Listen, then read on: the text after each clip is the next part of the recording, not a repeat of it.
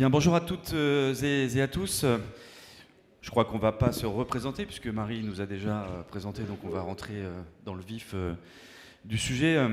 Donc notre thématique aujourd'hui est si la parité rendait l'IA plus égalitaire et éthique. Je crois qu'on a un beau sujet sur la table. On va essayer de vous apporter quelques éclairages et puis surtout de laisser un peu de temps à la fin pour que vous puissiez poser des questions et qu'on échange sur le sujet.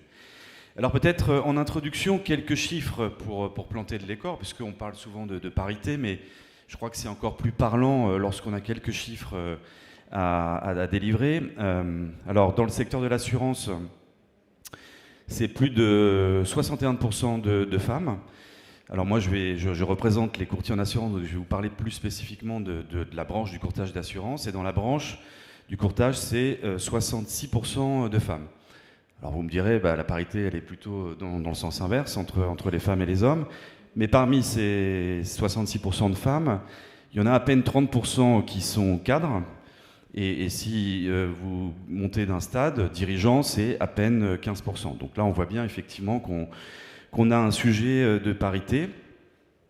Alors la branche du courtage s'est emparée de ce sujet depuis un moment. On a signé un accord avec les partenaires sociaux, un accord égalité professionnelle femmes-hommes avec un certain nombre d'objectifs, que ce soit en termes salarial, en termes de recrutement et autres. Alors c'est vrai que le sujet, honnêtement, de l'IA n'a jamais été posé dans l'accord, mais je pense qu'à l'issue de cette table ronde, je solliciterai les organisations syndicales pour que le dialogue social se fasse aussi en ajoutant cet aspect des choses.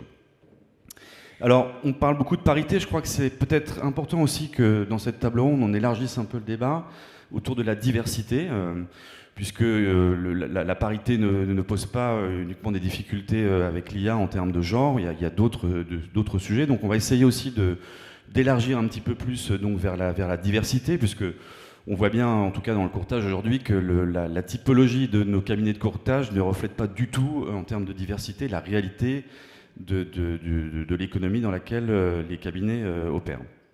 Alors, si on en vient à l'intelligence artificielle, on voit bien que la parité pose une difficulté et crée un certain nombre de défis et d'enjeux en termes d'intelligence artificielle et de son utilisation. Des défis évidemment de biais en termes de données, des défis de représentation insuffisante, des défis de stéréotypes de genre, et des défis évidemment de sensibilisation et de formation, pas manque de sensibilisation et de formation, voire même de discrimination. Alors voilà, en ayant planté de décor, peut-être Isabelle nous dire un peu en termes de biais comment les choses peuvent se présenter et comment tu les analyses. Ouais, alors tu nous as super bien lancé dans le sujet. Je voulais juste vous donner un petit secret entre nous. Quand on s'est lancé sur ce sujet-là, on a fait un premier call, ouais, bon, alors c'est quoi ce sujet ? Il n'y a rien c'est jamais été dans une conférence. Je pense que Nicolas, qui est là au premier rang, et Sandra, qui doit être par là aussi, se disaient, mais de quoi ils veulent vraiment nous parler ? Donc nous, on ne savait pas forcément trop non plus. Mais on espère bien qu'à l'issue effectivement de cet échange, vous y trouverez une idée nouvelle pour réfléchir dans vos propres entreprises. Donc le premier sujet, effectivement, autour de l'IA, je conseille, si vous ne le connaissez pas, ce bouquin et tous les autres bouquins écrits par Aurélie Jean. Mais ça, c'est un des plus, faciles à s'approprier, même s'ils sont tous faciles à lire, sur lequel elle a commencé à écrire c'est quoi un algorithme, toutes les structures derrière l'intelligence artificielle.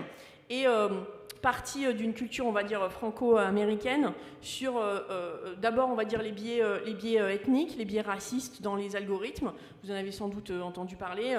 Une intelligence artificielle qui n'est basée que sur des données de gens caucasiens, de gens african-american, garbage in, garbage out, ce qu'on met à l'intérieur sort à l'extérieur, c'est le principe de base des maths. Et donc, d'abord sur le sujet ethnique, et puis sur les sujets de genre, et aujourd'hui, donc homme-femme, et aujourd'hui un peu plus sur la thématique du vieillissement, qui peut être aussi un autre type de stigmatisation à l'intérieur des algorithmes. Alors, en fait, pourquoi ça nous intéresse ? Ça nous intéresse en tant que femmes, et vous en tant qu'hommes, donc c'est sympa. Parce que finalement, si l'intelligence artificielle s'appelle intelligence et qu'on crée des dispositifs qui utilisent des maths pour créer des systèmes automatisés, qu'ensuite on les met dans nos dispositifs. On oubliera que ça a été créé à partir d'échantillons non représentatifs et on croira que c'est la vérité.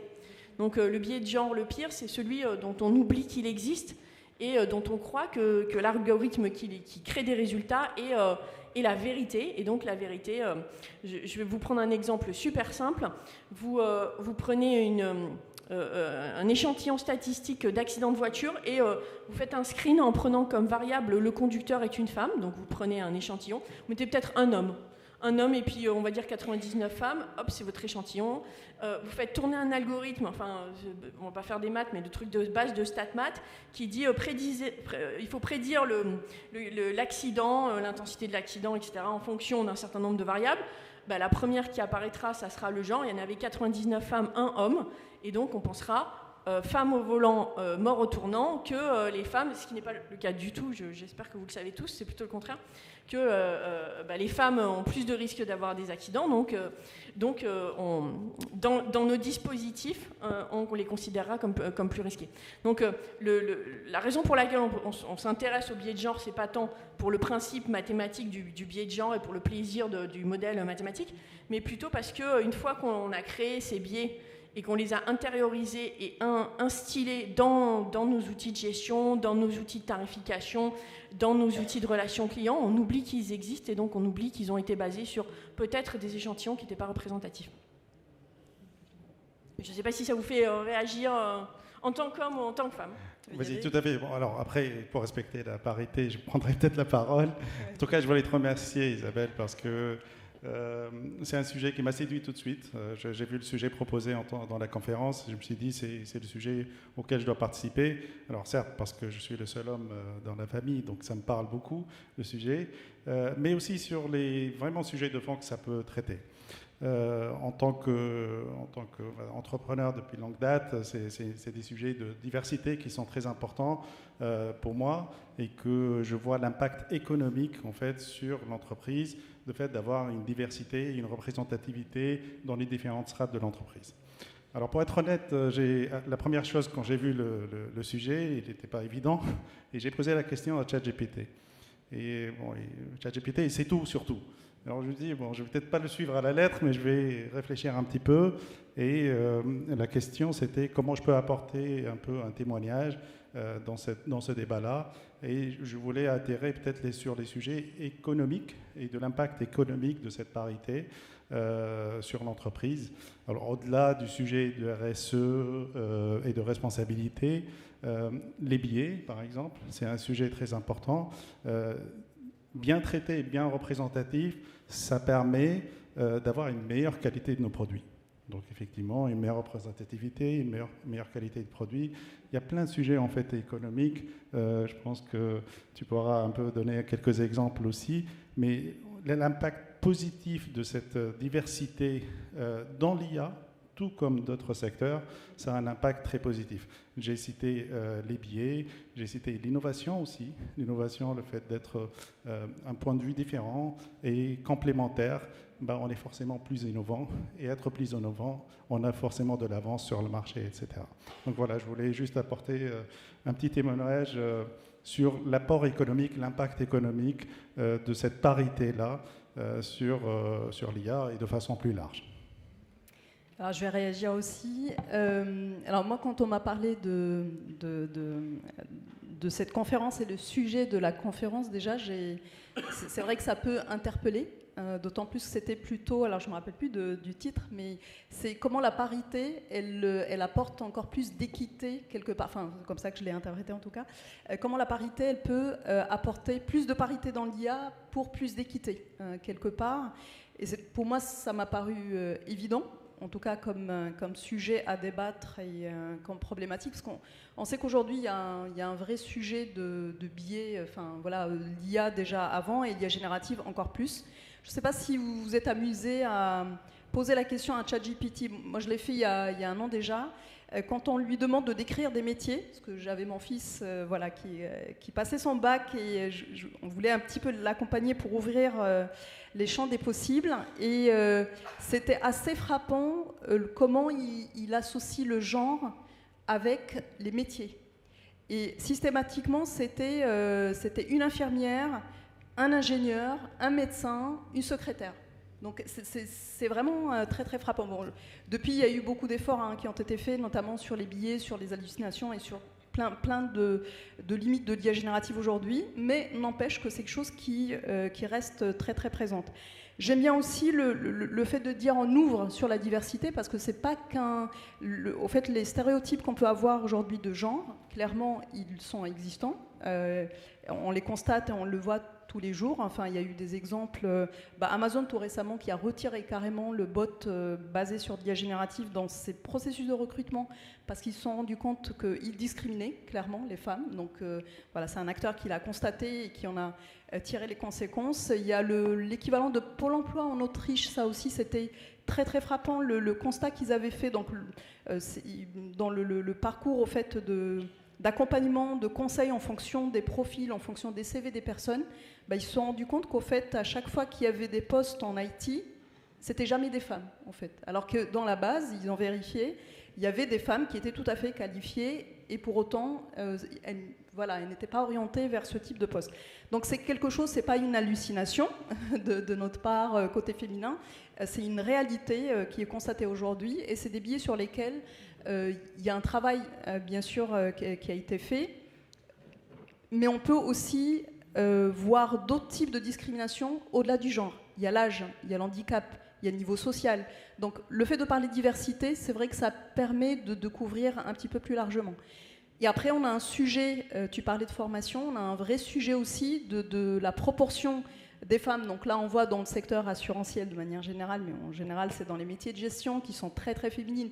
Et effectivement, plus on monte et plus il y a moins de femmes. Là aussi, c'est un constat. Mais dans les parcours de formation scientifique, on le voit, et c'est assez intéressant parce que c'est pas la même chose partout dans le monde. Quand on voit, au fait, il y a eu des études scientifiques, c'était l'année dernière, ils avaient communiqué sur des constats qu'ils avaient réalisés. Au fait, plus un pays est égalitaire, typiquement la France, on est ressorti souvent comme un exemple, moins on a de femmes dans les parcours scientifiques, et inversement. Donc il y a quelque chose, peut-être aussi d'un point de vue culturel, d'un point de vue, dès la petite enfance, de comment intégrer aussi et d'encourager, au fait, plus de femmes dans des parcours un peu plus scientifiques. Et quand on regarde aujourd'hui sur le sujet de l'IA, au niveau international, au niveau mondial, on a 22% ou 20% à peu près de femmes qui vont être dans la pratique et dans les métiers de l'IA.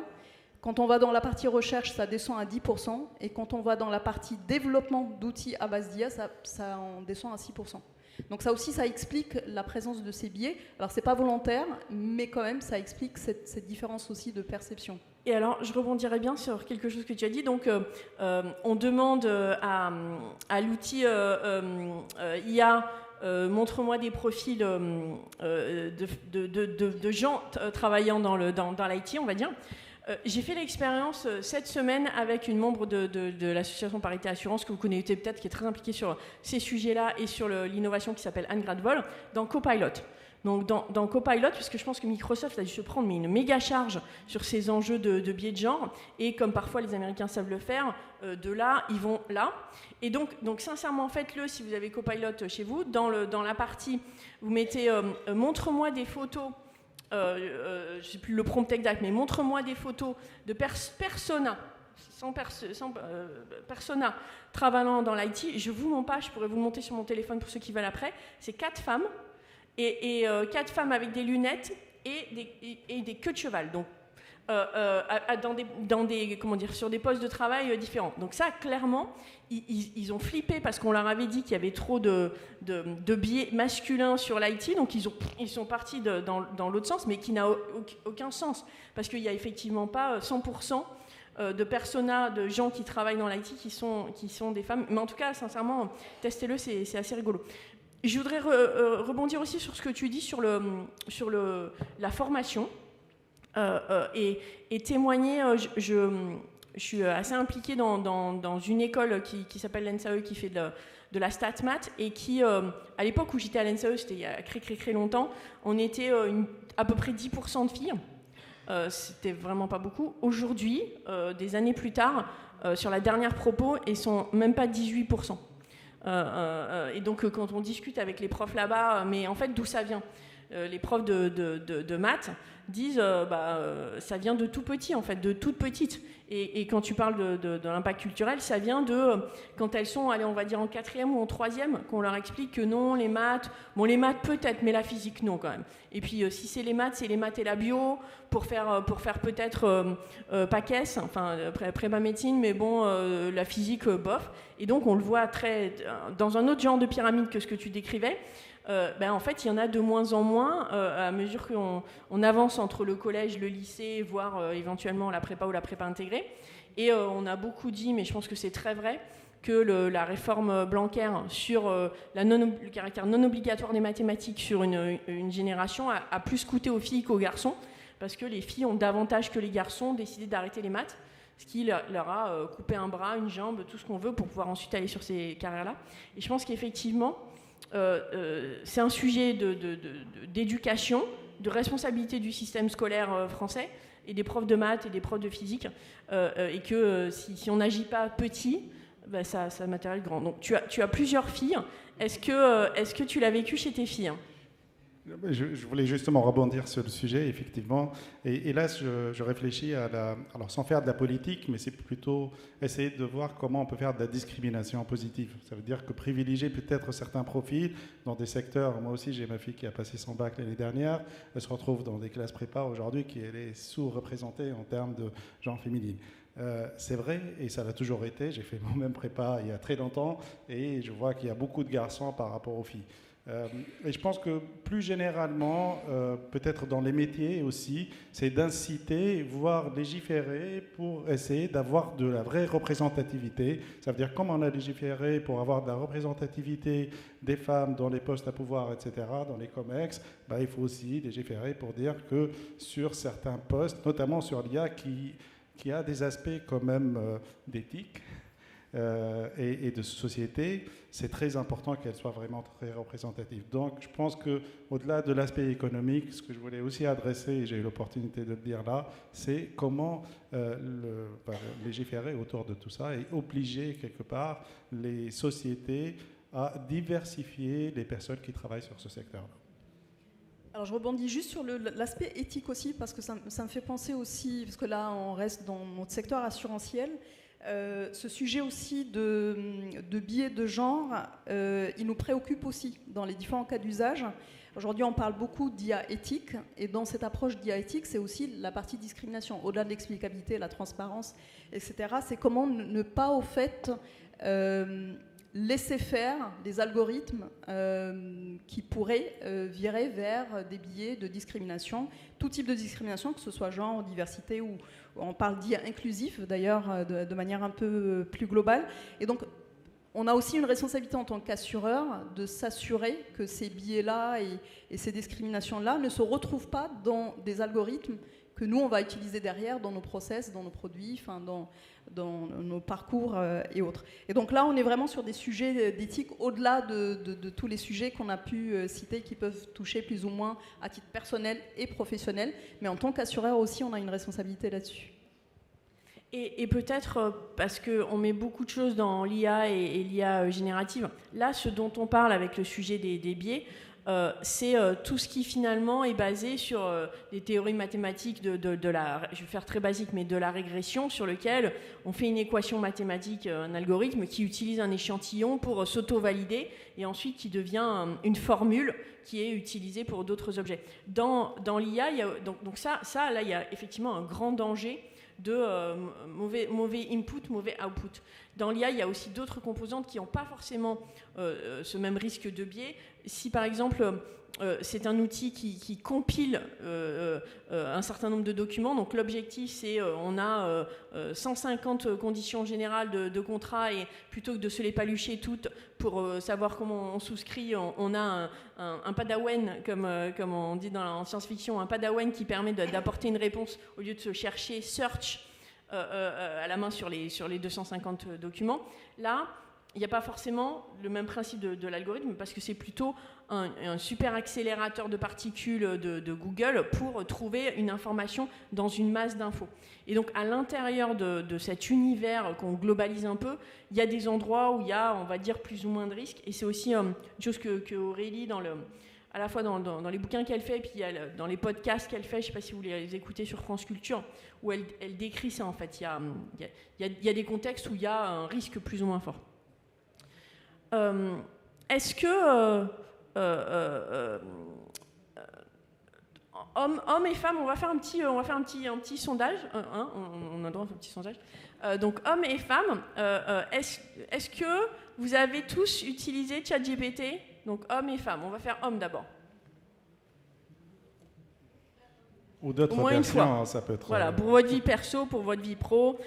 Femmes. Ouais, bon, on a une grande masse. Alors, je ne sais pas si vous avez déjà lu, il y a un gros pavé de recherche qui a été produit par l'Université de Chicago sur les usages entre les hommes et les femmes. On en a parlé à plusieurs reprises. Chacun de nous a dit « j'ai utilisé ChatGPT ». Les femmes n'utilisent pas autant ou pas pareil ChatGPT que les hommes. Alors, dans l'étude de l'Université de Chicago, il y a, alors, est-ce que c'est un surbiais de genre, mais de dire les femmes sont des bonnes élèves qui essayent de trouver la solution par elles-mêmes avant de pré-mâcher le contenu en utilisant ChatGPT, qui fait que les femmes utilisent moins l'IA que les hommes. Mais en tout cas, il y a la conception de l'IA. Donc, est-ce qu'on a des femmes pour construire de l'IA? Est-ce qu'elles utilisent des bons échantillons pour construire de l'IA? Donc ça, c'est la construction. Puis après, il y a l'usage.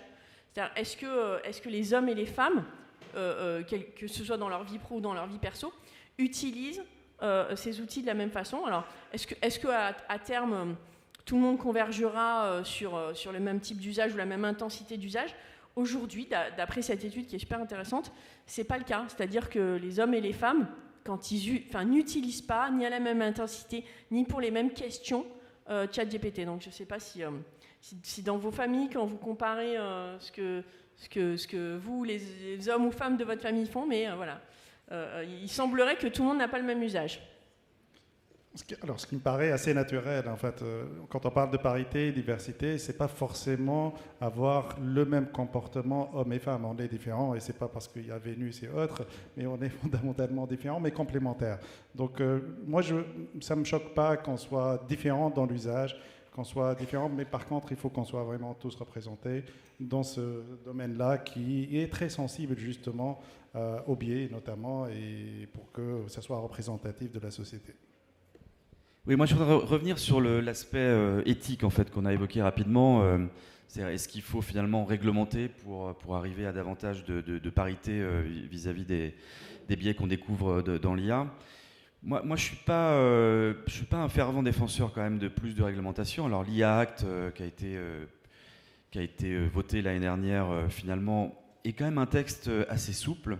C'est-à-dire, il prend bien en compte finalement les défis actuelle et à venir de l'intelligence artificielle pour encadrer avec davantage d'éthique et de responsabilité, mais il n'a pas touché du tout à la partie techno, c'est-à-dire il a laissé l'innovation se développer. Donc je pense que ça c'est un point très positif pour les industriels qu'on représente, mais aussi pour les clients évidemment derrière, parce que ça n'a pas toujours été le cas pour d'autres textes, hein, Dora, RGPD, on en a beaucoup parlé aujourd'hui.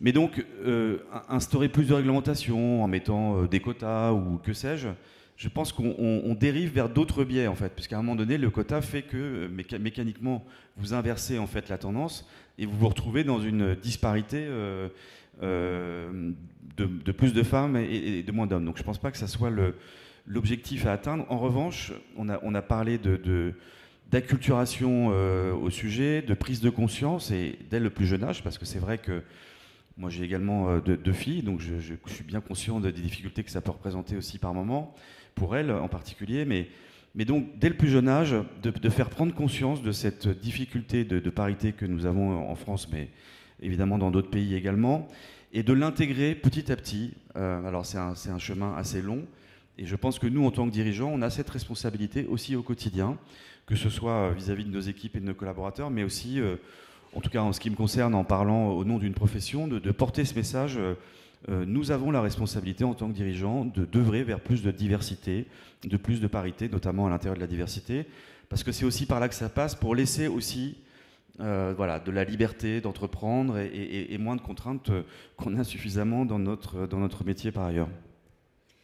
Alors peut-être juste de citer un exemple d'initiative, parce que je suis d'accord, hein, il ne faut pas réglementer, ce n'est pas un sujet de réglementation, clairement on est dans l'éthique, dans la responsabilité, dans une volonté, on va dire, initiative volontaire plutôt. Voilà. Donc il faut que ce soit une prise de conscience d'abord, parce que beaucoup, et la preuve, hein, quand on abordait ce sujet, c'était pas évident en fait, il y en a beaucoup qui n'ont pas conscience de ces biais, ces discriminations. On en parle de manière globale, mais on n'a pas conscience à quel point c'est impactant.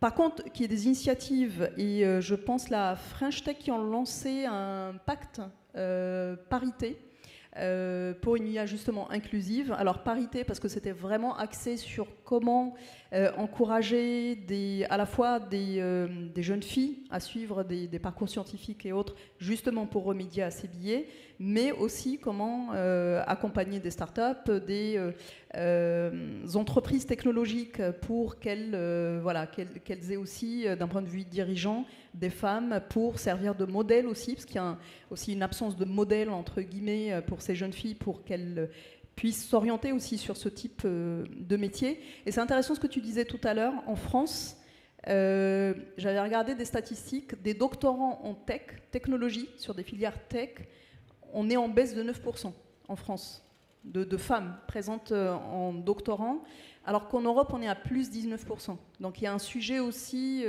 on parle au niveau international, mais il y a aussi un sujet en France.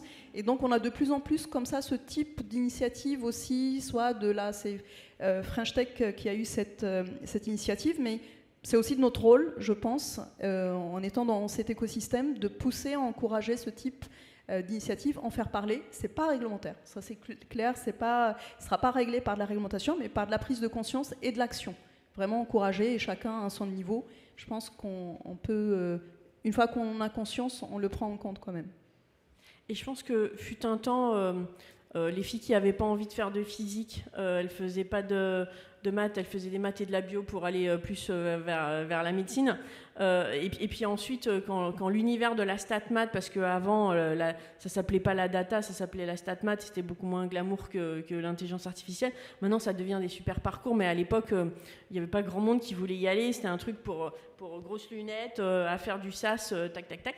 Donc à l'époque, ça a recrutement. Donc on pourrait se dire, il y a plus de filles qui sont intéressées si elles n'ont pas envie de faire de la méca, de l'analyse des fluides, etc. Et finalement, pas forcément, même si elles aiment bien les maths, elles ne viennent pas forcément dans ces parcours-là.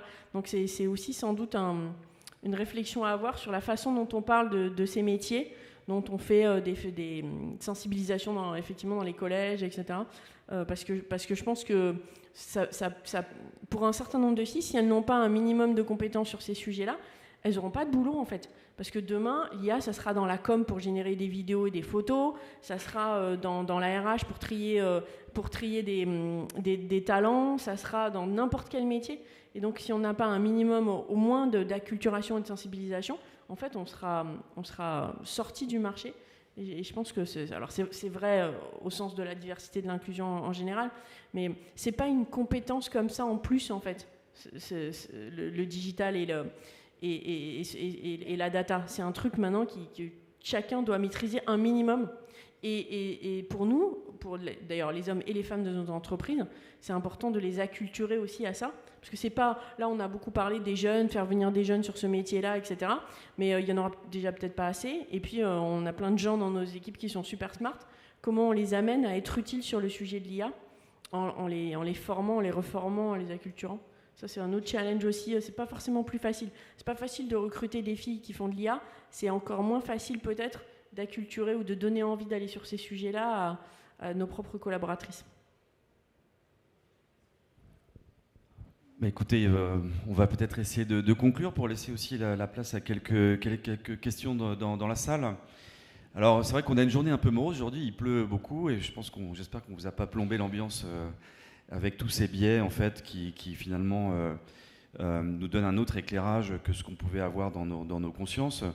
Je crois qu'il faut aussi quand même dire en conclusion que l'IA est quand même une extraordinaire avancée et doit être vécue comme quelque chose d'extrêmement positif pour les hommes comme pour les femmes. Alors, pour les femmes, on est le 1er octobre aujourd'hui, donc je voulais aussi faire ce petit clin d'œil aussi au démarrage d'Octobre Rose, qui est effectivement le mois dédié à la sensibilisation contre le cancer du sein, puisque en matière de santé, l'IA en fait permet énormément d'avancées technologiques. L'Institut Curie en fait a développé avec IPEX une techno qui permet justement de mieux diagnostiquer le cancer du sein et ses différentes étapes et avancées. On sait très bien que c'est un cancer qui se soigne quand même aujourd'hui relativement bien, mais il se soigne encore mieux lorsqu'il est diagnostiqué le plus tôt possible. Donc là, on a vraiment quelque chose d'extrêmement concret, très positif pour les femmes, qui crée non pas de la parité, mais plus d'égalité et d'équité en termes d'accès aux soins. Donc je voulais quand même terminer par cette note positive, parce que je crois que l'IA, encore une fois, nous apporte énormément d'avancées lorsqu'elles sont utilisées à bon escient et lorsqu'elles mettent justement de la perspective sur d'autres enjeux sociétaux. Et puis, pour terminer, comme on est quand même sur un sujet de parité, il ne faut pas oublier aussi que pour les hommes, toujours en matière de santé, l'IA également fait un certain nombre d'avancées en termes de cancer de la prostate ou des testicules. Donc, pour les hommes aussi, c'est extrêmement positif. Et donc, c'est un sujet extrêmement paritaire. Donc, je vous donne rendez-vous l'année prochaine en novembre, ou dès le mois de novembre ici, pour parler de Movember, ce qui nous donnera du coup cette parité sur ces sujets de santé. Voilà, sur ces questions, j'espère qu'ils vous ont donné un petit peu de perspective. Est-ce que quelqu'un souhaite poser une question, une remarque, un témoignage ? Ouais, Déjà, est-ce qu'on est resté fidèle au titre ou est-ce qu'on a un peu dérapé? Mais je pense que c'est tellement un sujet de dissertation et qu'il y a plein de sujets qu'on peut aborder. Donc déjà, est-ce qu'on a répondu à vos attentes? Et si vous avez des questions, bien évidemment. Et merci pour la conclusion, parce que c'est très paritaire et c'est une note sympathique pour les deux événements. Et c'est pas un sujet sur lequel il y a beaucoup de choses écrites, hein. Donc je pense que c'est un énorme champ à la fois universitaire au sens scientifique, universitaire au sens philosophique et épistémologique, et puis en entreprise. Sans doute que l'année prochaine, il y aura beaucoup plus de choses qui auront été créées. Là on se référait à deux, trois choses, et c'est peut-être pas énorme, même dans la recherche internationale. Donc je pense que ça va aussi être un sujet qui va générer des études. Aujourd'hui, on l'a fait un peu avec les mains parce qu'il n'y a pas grand-chose d'écrit. Je crois qu'il y avait une question au fond là. Oui, bonjour. Merci pour cet échange. Je voulais revenir moi sur des statistiques qui ont été partagées sur le fait que, si je retiens bien les chiffres, 20% des gens qui travaillent sur des modèles seraient du coup des femmes, 10% qui travaillent sur le côté R&D des femmes, et seulement 5 ou 6% au niveau du développement. C'est bien les chiffres, je crois, que j'ai entendus. Et je voulais savoir si, du coup, dans le monde professionnel et dans vos boîtes, dans vos entreprises, si c'est des mêmes ordres de grandeur que vous observez. Donc je pense à Allianz, je pense à la Massif. Est-ce que c'est à peu près ce même ordre de grandeur, ou c'était vraiment des chiffres nationaux? Et peut-être qu'en France, on a une situation un peu différente. Alors c'est des chiffres au niveau international, et c'est sur effectivement les 20%, c'est 20 et quelques, c'est le nombre de femmes qui sont des professionnels dans le domaine de l'IA, mais au niveau international. Les 10 ou 12%, c'est ceux qui sont sur la partie R&D. Donc vraiment recherche dans le sujet, toujours IA et femmes au niveau international, et ça baisse à 6% quand on rentre dans le développement d'applications, d'outils à base d'IA. Donc ça, c'est au niveau international. Je n'ai pas fait le calcul côté Massif, voilà, mais ce serait intéressant effectivement de voir la représentation équivalente. Après, alors, moi, peut-être même au niveau secteur, ça peut être intéressant de faire ce calcul, de voir est-ce qu'on est représentatif ou pas de ce qui se passe au niveau international. Alors moi, je peux juste témoigner que donc, dans mes équipes, j'ai une équipe qui fait IA et Big Data pour le groupe Allianz en France. Et donc en préparation de cette table ronde, comme je prends les choses très au sérieux, j'ai organisé un petit déj avec toutes les filles que j'ai réussi à arriver à trouver dans ces équipes-là. Ça faisait juste une table, donc elles étaient 6. Sur une équipe où il y a beaucoup plus de monde. Et pourtant, on fait beaucoup pour aller sur les campus, etc. Et je dirais que c'est aussi beaucoup de femmes multiculturelles. C'était pas forcément que des femmes qui avaient fait un parcours 100% éducatif français. C'est sans doute pas inintéressant aussi. Je pense que c'est peut-être pas que des femmes françaises qui ont envie d'aller vers ces carrières. En tout cas, même en faisant des gros efforts, j'en avais pas beaucoup. Mais elles sont super, mais il n'y en avait pas beaucoup. Pour une entreprise de plus petite taille, effectivement, on était dans les mêmes ratios. Effectivement, des filles avec des queues de cheval, on n'a pas autant que ça.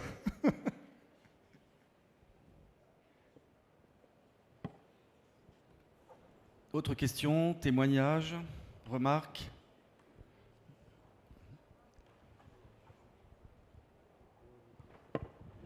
Bonjour, moi j'ai une question. Aujourd'hui, avec le nouveau gouvernement en France, il y a un nouveau secrétariat d'État à l'IA et au numérique. Donc la différence par rapport au précédent gouvernement, c'est que c'est rattaché à l'enseignement supérieur. Je voulais savoir qu'est-ce que vous attendez, notamment en termes de politique nationale. On a parlé beaucoup de biais d'enseignement pour les enfants, les jeunes filles.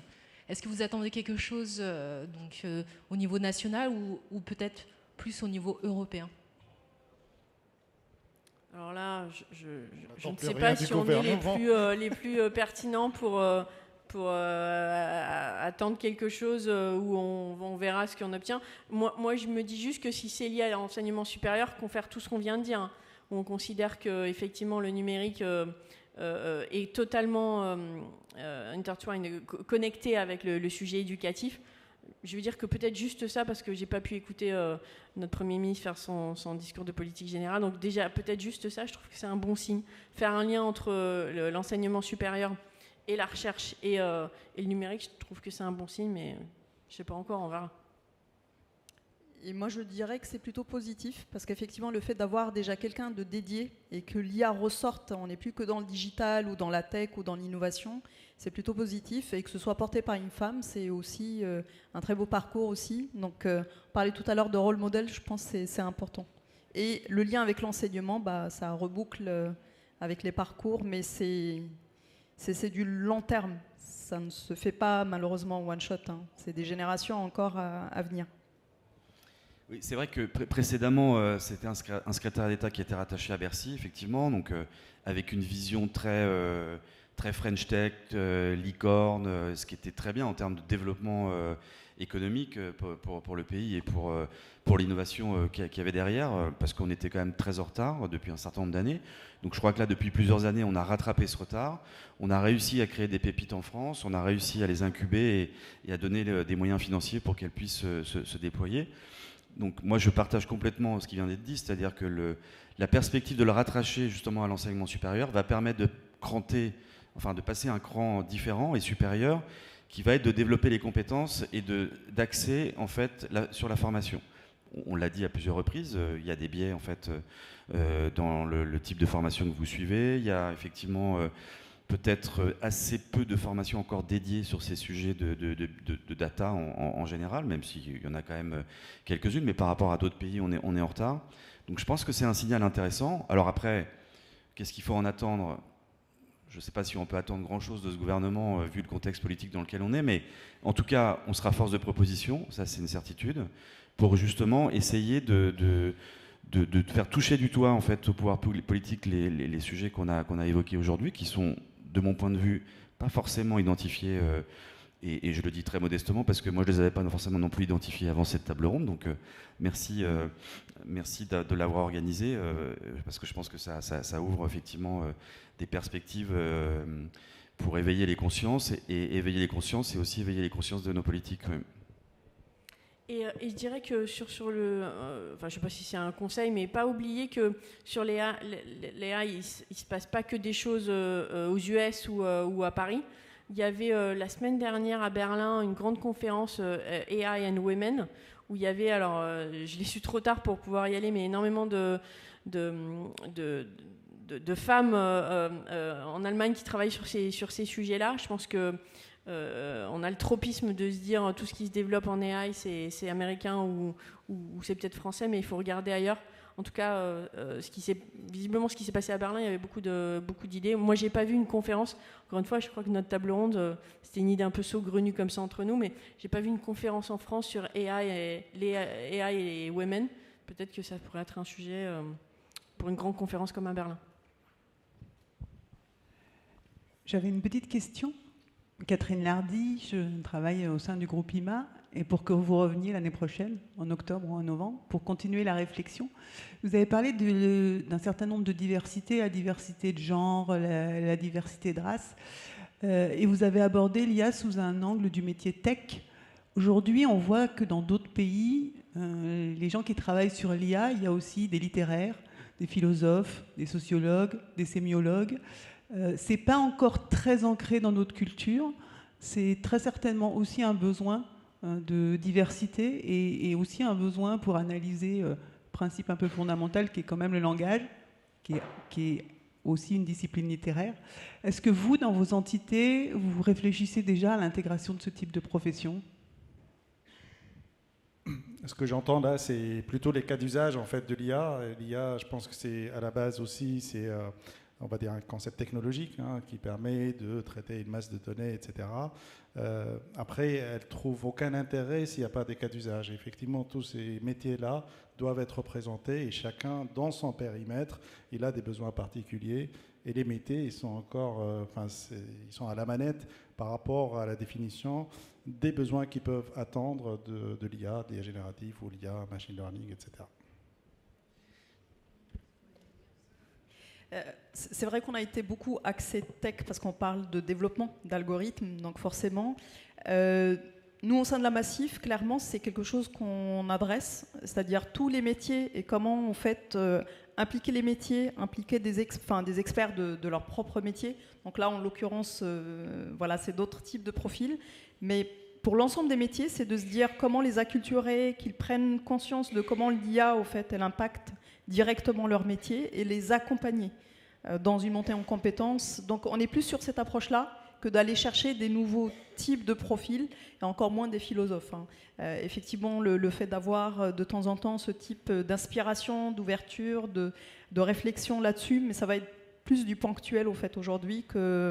Et après, il y a d'autres profils peut-être aussi prioritaires, parce que là, on a beaucoup axé sur l'IA, c'était le sujet, mais il y a des profils aussi green qu'il faut aussi pouvoir intégrer. Et c'est mine de rien quand même très relié, parce que ces sujets-là de tech et d'IA générative qui se développent à grande vitesse vont poser encore plus cette question de la partie RSE et développement durable, en termes d'impact aussi, et d'IA frugale qu'il faut aussi intégrer. On a parlé tout à l'heure de l'Institut Curie. Marie Curie disait dans la vie, rien n'est à craindre, tout est à comprendre. Pour comprendre un phénomène, quel qu'il soit, il faut ouvrir. Et on a parlé tout à l'heure de diversité, ça veut dire aussi diversité de talents. Et donc pour avoir des diversités de talents, il faut aller chercher effectivement des gens qui sont en dehors de notre écosystème de l'assurance. On peut se le dire entre nous, c'est une réalité aujourd'hui, l'assurance est quand même beaucoup dans l'entre-soi. Alors c'est vrai pour les métiers tech, mais c'est vrai aussi pour d'autres métiers. Donc je crois que c'est important. Alors c'est pas toujours facile d'intégrer un philosophe dans une boîte. Je pense qu'effectivement c'est des profils. Mais en tout cas c'est important de se poser la question toujours, de se dire j'ai besoin de tel type de profil, où je vais le chercher et vers quel type de talent quel type de talent je vais intégrer dans mon équipe pour m'apporter justement un éclairage qui va me permettre de mieux comprendre le phénomène auquel je suis confronté. Donc ça, vraiment, c'est aussi, je pense, je l'évoquais tout à l'heure, notre responsabilité de dirigeant, d'aller chercher des talents en dehors de l'écosystème, avec des profils un peu atypiques, qui vont apporter justement beaucoup un éclairage et une vision complètement différente, et je pense avec beaucoup plus d'efficacité à la fin de la journée. Alors moi aussi, je peux témoigner sur mon équipe sur ce champ-là. On n'a pas, on va dire, le philosophe de faire service ou le linguiste de service ou le communicant de service. Par contre, cette équipe, elle est à nul autre pareil dans l'entreprise. C'est des gens qui, au-delà d'avoir un talent mathématique, incontestablement, parce que on associe l'équipe data IA avec l'équipe informatique, mais au-delà d'avoir un talent mathématique, ils ont très généralement un autre talent. Il y en a qui sont producteurs de musique, ils sont créatifs et ils sont autres. Tout le monde le dit. Alors ils sont aussi, très jeunes et avec d'autres modes de fonctionnement un peu en tribu ou je sais pas quoi. Donc je crois que c'est peut-être difficile d'associer des gens qui ont une compétence, s'ils n'ont pas la compétence mathématique, parce qu'ils sont vite perdus dans le langage de cette tribu-là. Mais que par contre, les très forts en maths, j'en discutais avec l'un d'entre eux l'autre jour, ceux qui ont fait de la topologie, si ça vous parle, et qui savent que les ronds sont carrés et les carrés sont ronds, la philosophie, tout ça, ça l'est naturel, et ils adorent lire. Et donc, je pense que c'est plutôt des grands matheux qui ont un sens humain que des gens qui n'ont pas la compétence maths, sinon c'est dur. Alors, je crois qu'on est peut-être carrément en dépassement. Je ne sais pas si quelqu'un suit. On nous a rajouté du temps tout à l'heure, il était rouge, maintenant on a plus de presque 3 minutes. Mais c'est bon en fait, vous êtes les derniers, il vous reste 5 minutes, voilà, 5 minutes. À 18h on ferme. Alors une dernière question peut-être. Une petite dernière question ou un témoignage. Alors on est désolé pour ceux à qui on a tourné le dos.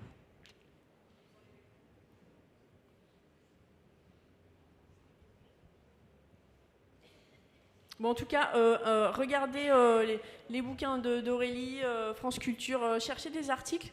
On espère que si on a été utile à une chose, c'est qu'on vous a mis un sujet un peu différent des sujets dont on parle d'habitude et que ça éveillera votre curiosité, voire des débats dans vos entreprises. Parce que ce genre de conférence, c'est aussi à ça que ça sert, de lancer comme ça un peu au hasard en lançant une balle un nouveau sujet. Merci.